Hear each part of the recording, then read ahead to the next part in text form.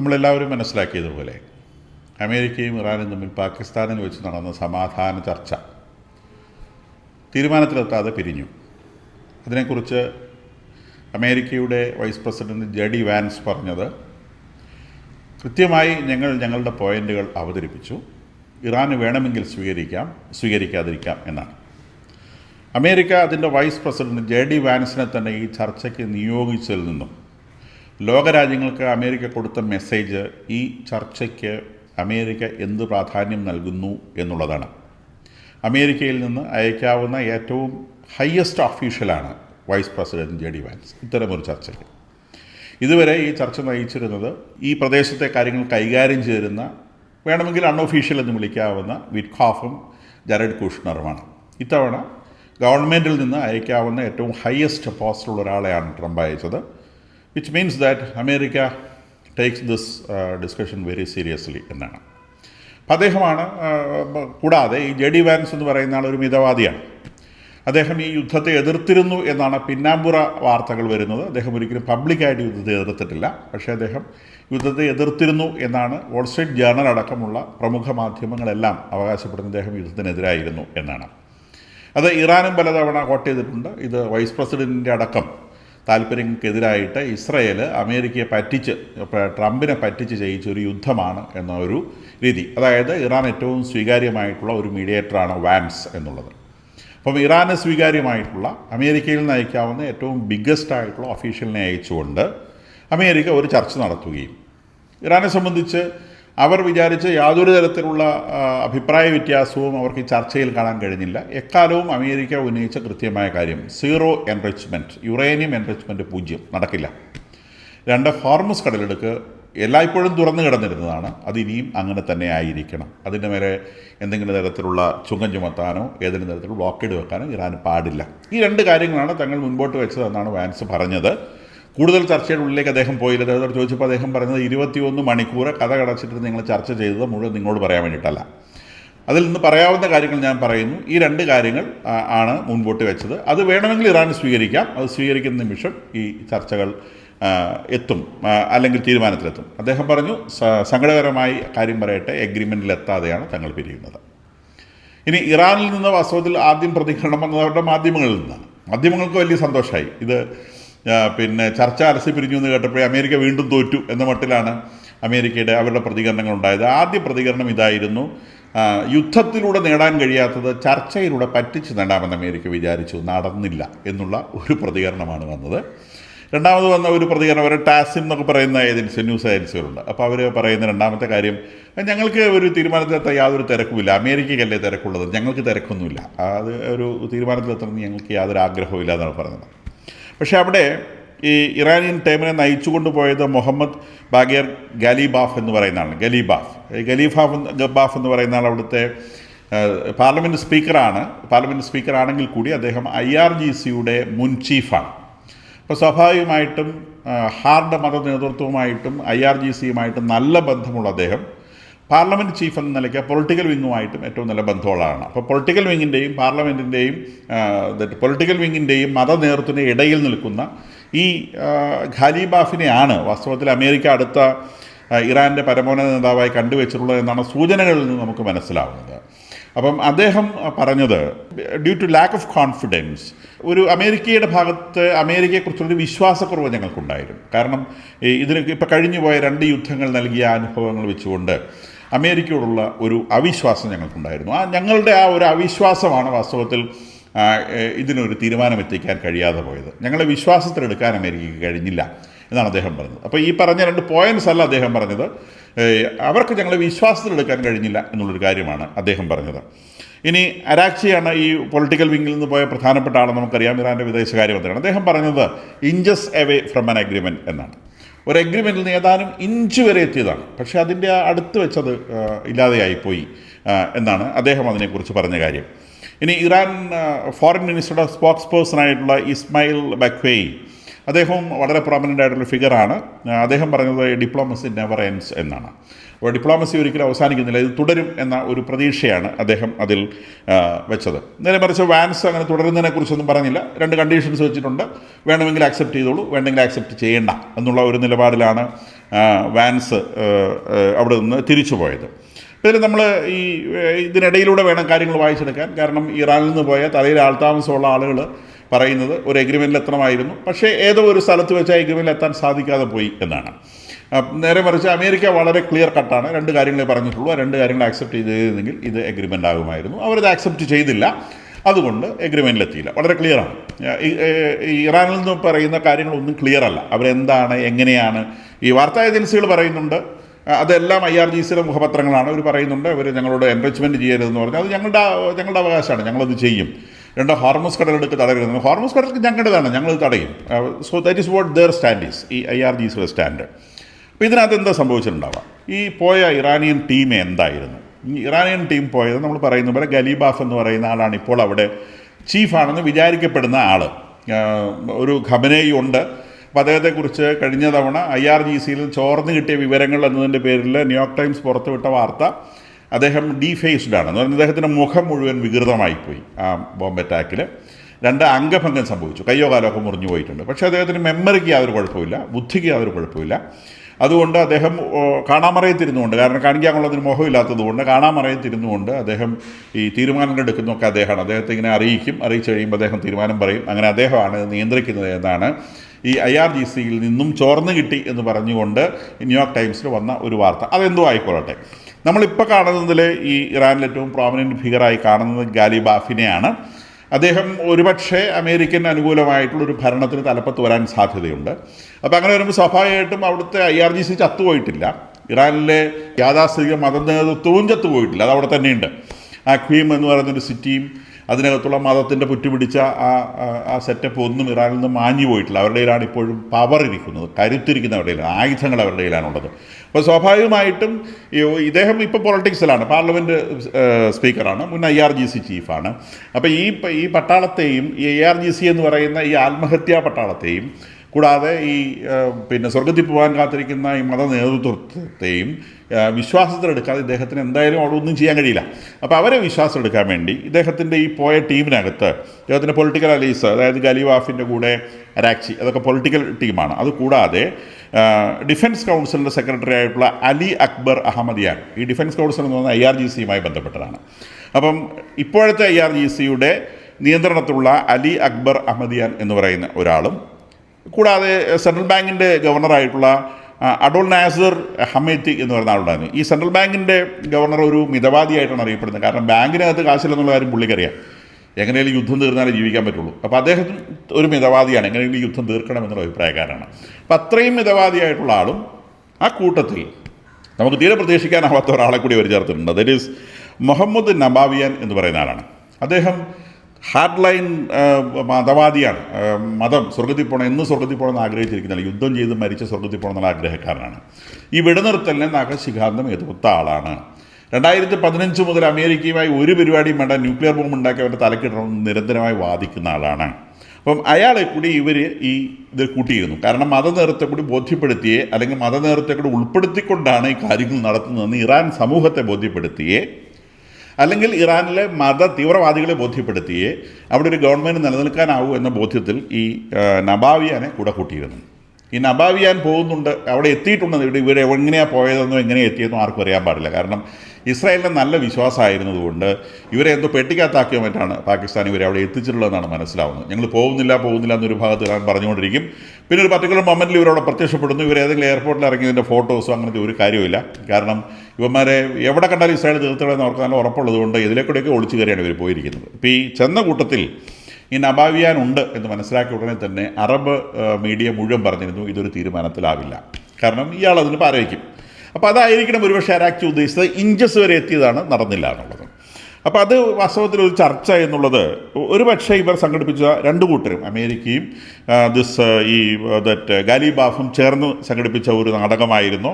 അതിനൊരു നാടകത്തിൻ്റെ സ്റ്റേജായിട്ട് പാകിസ്ഥാനെ ഉപയോഗിച്ചതാണോ എന്നൊന്നും നമുക്ക് പറയാൻ കഴിയില്ല. എന്തായാലും ഇവിടെയാണ് ഈ ചർച്ച നിൽക്കുന്നതെന്ന് നമ്മൾ മനസ്സിലാക്കണം. ഏതൊക്കെയായാലും ചർച്ചയ്ക്കിടയിലൂടെ കുറച്ച് കാര്യങ്ങൾ സംഭവിച്ചു. ചർച്ച നടക്കുന്നതിനിടയിലൂടെ തന്നെ അമേരിക്കയുടെ 2 ഡിസ്ട്രോയർ ഷിപ്പുകൾ ഹോർമസ് കടലിടുക്ക് വഴി പേർഷ്യൻ ഗൾഫിലേക്ക് കടന്നു. അപ്പോൾ ഇറാൻ പറഞ്ഞു അങ്ങനെ 2 കപ്പൽ വന്നിരുന്നു, ഞങ്ങളവരെ കണ്ണുരുട്ടി കാണിച്ചവർ ജീവനും കൊണ്ട് ഓടി. അതിന് വീഡിയോസൊക്കെ എടുത്ത് അവർ പോസ്റ്റ് ചെയ്തിട്ടുണ്ട്. അവർ കണ്ണുരുട്ടി കാണിക്കുന്നതും അമേരിക്കൻ ഷിപ്പുകൾ ഒളിച്ചോടുന്നതും. നമുക്കറിയാം ഇറാൻ്റെ വീഡിയോയുടെ ഒരു ക്രെഡിബിലിറ്റിയെക്കുറിച്ചൊക്കെ നമുക്ക് നല്ല ധാരണയുണ്ട്. നെതന്യാഹുവിന് ഒത്തിരി പ്രാവശ്യം ഒരു പെട്ടി കടത്തി കാണിച്ചാണ്. നെതന്യാഹു പയർ പോലെ നടക്കുന്നുണ്ട്. അതുപോലെ നെതന്യാഹുവിൻ്റെ മന്ത്രിസഭയിലുള്ള എല്ലാ മന്ത്രിമാരെയും ഒരു കൊന്നു കാണിച്ചു തന്നതാണ്. എല്ലാവരും പയർ പോലെ നടക്കുന്നുണ്ട്. ഇവരുടെ ആർക്കും ഒന്നും പറ്റിയിട്ടില്ല എന്ന് പറയുന്നുണ്ട്. ഇവരുടെ മത കൗൺസിൽ, സുപ്രീം കൗൺസിൽ എന്ന് പറയുന്ന സാധനം വേരോടെ പറിച്ചു കളഞ്ഞതാണ് ഇസ്രായേൽ. അപ്പം അതാണ് ഇവരുടെ വാർത്തകളുടെ ഒരു വിശ്വസ്തത എന്ന് പറയുന്നത്. എന്തായാലും അമേരിക്കയുടെ 2 ഡിസ്ട്രോയർ ഷിപ്പുകൾ പേർഷ്യൻ ഗൾഫിൽ കടന്നതായി ട്രംപ് പറഞ്ഞു. ഡീറ്റെയിൽസ് ഒന്നും പറയുന്നില്ല. അതിനിടയിലൂടെ റോയിറ്റേഴ്സ് അടക്കം റിപ്പോർട്ട് ചെയ്ത് ഇവർ പേർഷ്യൻ ഗൾഫ് ക്രോസ് ചെയ്യുന്ന സമയത്ത് 35ഓളം ഇറാൻ്റെ സ്പീഡ് ബോട്ടുകൾ ഇങ്ങനെ അങ്ങോട്ട് പോകുന്ന കപ്പലുകളിൽ വന്ന് മുട്ടി അതിനകത്തുള്ള എക്സ്പ്ലോസീവ്സ് പൊട്ടിത്തെറിച്ച് കപ്പലുകൾ തകർക്കാൻ വേണ്ടി വെച്ചിരുന്ന 35ഓളം ബോട്ടുകളെയും തകർത്താണ് ഈ ഡിസ്ട്രോയർ ഷിപ്പുകൾ ഉള്ളിൽ കടന്നത് എന്നും വാർത്ത വന്നിരുന്നു. ഇറാൻ പറഞ്ഞു അങ്ങനെ കടന്നിട്ടില്ല. എന്തായാലും ചർച്ച അവസാനിച്ച ഉടനെ തന്നെ ട്രംപ് പറഞ്ഞു, ഞങ്ങൾ നേവൽ ബ്ലോക്കേഡ് ഏർപ്പെടുത്താൻ പോവുകയാണ്. ഹാർമൂസിൽ അകത്തോട്ടും പോകണ്ട, പുറത്തോട്ടും പോകണ്ട, ആരും പോകണ്ട, ഞങ്ങൾ നേവൽ ബ്ലോക്കേഡ് ഏർപ്പെടുത്താൻ പോവുകയാണ്. അപ്പോൾ ഇറാൻ പറഞ്ഞു അങ്ങനത്തെ ഒരു കാര്യവും നടക്കുകയില്ല, നേവൽ ബ്ലോക്കേഡ് ഇങ്ങോട്ട് വന്നാൽ ഞങ്ങൾ വെടിവെച്ച് ശരിയാക്കളയും എന്നൊക്കെ ഒരു ഭീഷണിപ്പെടുത്തുന്നുണ്ട്. എന്തായാലും ഇന്ന് കൃത്യമായി അവരുടെ സെൻട്രൽ കമാൻഡിൽ നിന്നും വ്യക്തതയോടെയുള്ള ഉത്തരവ് വന്നിട്ടുണ്ട്. അവർ നേവൽ ബ്ലോക്കേഡ് ഏർപ്പെടുത്തുകയാണ്. ഇറാനിലേക്ക് ഷിപ്പുകളൊന്നും പോകാനോ ഇറാനിൽ നിന്ന് വരുന്ന ഷിപ്പുകളെ പുറത്തേക്ക് ഇറങ്ങാനോ ഞങ്ങൾ സമ്മതിക്കില്ല. ബാക്കിയുള്ള രാജ്യങ്ങളിലേക്ക് പോകുന്ന ഷിപ്പുകൾക്കും അവിടെ നിന്ന് വരുന്ന ഷിപ്പുകൾക്കും പെർമിഷൻ കിട്ടും. അപ്പോൾ ഹോർമുസ് കടലിടുക്ക് നമുക്കറിയാവുന്നതുപോലെ ഏകദേശം 35 കിലോമീറ്റർ വീതി വരുന്ന ഒരു കടലിടുക്കാണ്. അതിൽ 1.5 കിലോമീറ്ററോളം വരുന്ന ഇൻ്റർനാഷണൽ വാട്ടേഴ്സ് കഴിഞ്ഞാൽ ബാക്കി പകുതി ഭാഗം ഇറാൻ്റേതും പകുതി ഭാഗം ഒമാൻ്റേതുമാണ്. അപ്പം ഈ ഒമാൻ്റെ കടലിലും അതുപോലെ ഇൻ്റർനാഷണൽ വാട്ടേഴ്സും അമേരിക്ക അവിടെ ചെല്ലുന്നതിന് ഒരു തരത്തിൽ ഇറാൻ എതിർക്കാൻ പറ്റില്ല, കാരണം അവരുടേതല്ല. അപ്പോൾ ആ പ്രദേശത്തൂടെ ഒരു നേവൽ ഷിപ്പ് കടന്നു പോയാൽ ചോദ്യം ചെയ്യാനുള്ള അവകാശമൊന്നും അവർക്കില്ല. ശക്തി കൊണ്ട് ചെയ്യാം, അത് വേറെ കാര്യം. അപ്പോൾ ഇവർ മൈൻവാരി കപ്പലുകളാണ് മുൻപിൽ പോയിട്ടുള്ളത്. അപ്പം മൈൻസ് ഇല്ല എന്ന് ഉറപ്പാക്കിയാണ് കടന്നു പോയിട്ടുള്ളത്. ഇറാൻ നേരത്തെ പറഞ്ഞത് അവിടെ മൈൻ ചെയ്തിട്ടുണ്ട്. അതുകൊണ്ട് ഇറാനോട് ചേർന്ന് കിടക്കുന്ന ഖാഷം എന്ന് പറയുന്ന ഒരു ഐലൻഡുണ്ട്. കുറച്ചും കൂടി ഉള്ളിലേക്ക് കിടക്കുന്ന ലറാക്ക് എന്ന് പറയുന്ന ഒരു ഐലൻഡുണ്ട്. ഈ ലറാക്കിൻ്റെയും ഖാഷേവിൻ്റെയും ഇടയിലൂടെയുള്ള കടലിലൂടെ മാത്രം കപ്പലുകൾ പോയാൽ മതി. ബാക്കിയുള്ള സ്ഥലത്തൊക്കെ ഞങ്ങൾ മൈൻ ഇട്ടിരിക്കുകയാണ്. അപ്പോൾ അതിൽ കടന്നു പോകുന്ന കപ്പലുകളിൽ നിന്നുകൊണ്ട് കാശ് പിരിക്കുന്നു. ആ കാശ് കൊണ്ട് മിസൈൽ വാങ്ങുന്നു, വെടിവെക്കുന്നു. അപ്പം നമുക്കറിയാവുന്നതുപോലെ ഈ ചർച്ചയ്ക്കിടയിലൂടെ വാർത്ത വന്നിരുന്നു, ധാരാളം ഷിപ്മെൻറ്റുകൾ, മിസൈലുകൾ ചൈനയിൽ നിന്ന് ഇറാനിലേക്ക് പുറപ്പെടാൻ റെഡിയായി നിൽക്കുന്നുവെന്ന് ന്യൂയോർക്ക് ടൈംസ് റിപ്പോർട്ട് ചെയ്തിരുന്നു. ഇതിനെക്കുറിച്ച് ട്രംപ് പറഞ്ഞത് വാർത്ത ശരിയാവാൻ സാധ്യതയുണ്ട് എന്നാണ്. അവരുടെ കൃത്യമായ വിവരമൊക്കെ അവർക്കുണ്ടാവും, പക്ഷേ ട്രംപ് ഇത്തരത്തിലാണ് പറഞ്ഞത്, സാധ്യതയുണ്ട്. അങ്ങനെയുള്ള ഒരു ഷിപ്പ് ഞങ്ങളുടെ പിടിയിൽപ്പെട്ട് കഴിഞ്ഞാൽ പിന്നെ ചൈനയ്ക്കുള്ള താരിഫ് 50% ആയിരിക്കുമെന്നും അദ്ദേഹം പ്രഖ്യാപിച്ചു. അത് വലിയ ഒരു ബുദ്ധിമുട്ടായിരിക്കും ചൈനയ്ക്ക് എന്നാണ് ട്രംപ് പറയുന്നത്. ഞാനൊരു സാമ്പത്തിക വിദഗ്ധനല്ല, എന്തായാലും അദ്ദേഹം പറഞ്ഞത് അങ്ങനെയാണ്. അപ്പോൾ ഈ ലറാക്കിൻ്റെയും ഖാഷമിൻ്റെയും ഇടയിലുള്ള സ്ഥലത്തൂടെ മാത്രം പോയാൽ മതി, ബാക്കിയുള്ള സ്ഥലം മൊത്തം ഞങ്ങൾ മൈൻ ചെയ്തിരിക്കുകയാണ് എന്നാണ് ഇറാൻ്റെ ക്ലെയിം ഉണ്ടായിരുന്നത്. പിന്നീട് അപ്പം ഈ ചർച്ചയുടെ കൂടെ ട്രംപ് പറഞ്ഞു അതൊന്നും പറ്റില്ല, ബ്ലോക്കേഡ് ഒഴിവാക്കണം എന്ന് പറഞ്ഞു. അപ്പോൾ ഇറാൻ പറഞ്ഞു അയ്യോ ആ മൈനിട്ട് ഇവിടെ ഞങ്ങൾക്ക് അറിയാൻ പാടില്ല, അത് കാണുന്നില്ല, ഞങ്ങൾ നോക്കിയിട്ട് കാണുന്നില്ല എന്ന് പറഞ്ഞു. സ്വാഭാവികമായിട്ട് വെള്ളത്തിൽ മൈനുണ്ട് എന്ന് പറഞ്ഞാൽ ആരും ആ വഴിക്ക് പോകത്തില്ല, കാരണം എവിടെ കിടക്കുന്ന അറിയത്തില്ല. അപ്പോൾ അമേരിക്ക പറഞ്ഞു നിങ്ങൾക്കറിയത്തില്ല, ഞങ്ങൾ വാരിക്കൊള്ളാം എന്ന് അമേരിക്ക പറഞ്ഞു. അതിൻ്റെ തുടർച്ചയായിട്ടാണ് ഈ 2 ഷിപ്പുകൾ അവിടേക്ക് പോയത്. കൂടാതെ അദ്ദേഹം UK അടക്കമുള്ള രാജ്യങ്ങളോട് ഷിപ്പുകൾ അയക്കാൻ വേണ്ടി പറഞ്ഞിട്ടുണ്ട്. UKയുടെ പ്രതികരണം എന്താണ് എന്ന് ഇതുവരെ വന്നിട്ടില്ല. നമുക്കറിയാവുന്ന UKയുടെ നേവി എക്സെപ്ഷണലി ഗുഡാണ്.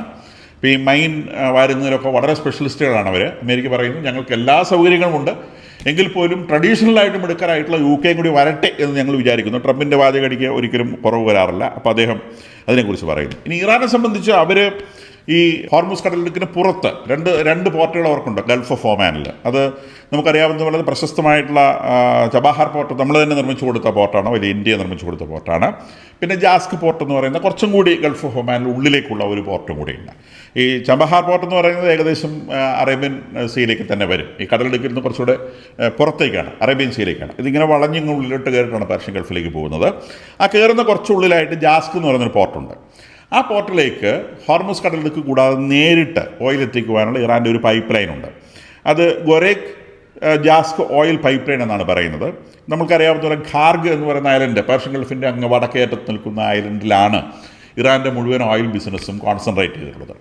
ആ ഖാർക്ക് ഐലൻഡ് ശരിക്കും ബുഷർ പ്രോവിൻസ് എന്ന് പറയുന്ന ഒരു പ്രോവിൻസിനോട് ചേർന്നാണ്. ഇറാൻ്റെ ബുഷർ പ്രോവിൻസ്, നമ്മുടെ സംസ്ഥാനം പോലെ ബുഷർ പ്രോവിൻസ്, അത് പേർഷ്യൻ ഗൾഫിനോട് ചേർന്ന് കിടക്കുന്ന ഇറാൻ്റെ ഒരു പ്രോവിൻസാണ്. അപ്പോൾ പേർഷ്യൻ ഗൾഫിനോട് ചേർന്ന് കിടക്കുന്ന തീരത്ത് കിടക്കുന്ന ആ പ്രോവിൻസിൻ്റെ കുറച്ച് കടലിലേക്ക് മാറിയിട്ടാണ് ഈ ഖാർക്ക് ഐലൻഡ് ഉള്ളത്. 25 കിലോമീറ്റേഴ്സ് കടലിലേക്ക് മാറിയിട്ടാണ് ഖാർക്ക് ഐലൻഡ് ഉള്ളത്.